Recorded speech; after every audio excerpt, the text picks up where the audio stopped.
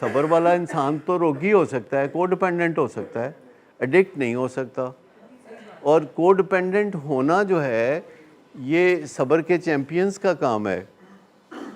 مجھے کل ہی کوئی خاتون بتا رہی تھی کہ کس طرح ان کی بیٹی ان کے ساتھ کتنا برا سلوک کرتی ہے, اور اس کی کچھ تفصیلات بتا رہی تھی. تو میں نے کہا کہ آپ اپنی کو ڈیپینڈنس پہ کام کریں.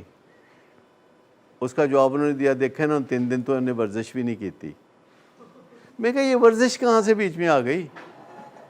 یعنی اندازہ کریں کہ اس کی ماں کے اوپر اس نے ہاتھ اٹھایا, دھکے دیے, گالی گلوچ کی, اور ماں کیا سوچ رہی ہے کہ ڈاکٹر صاحب تسی انہوں کیا سی ورزش کرنی ہے, تو 3 دن تو انہیں ورزش بھی نہیں کی تھی.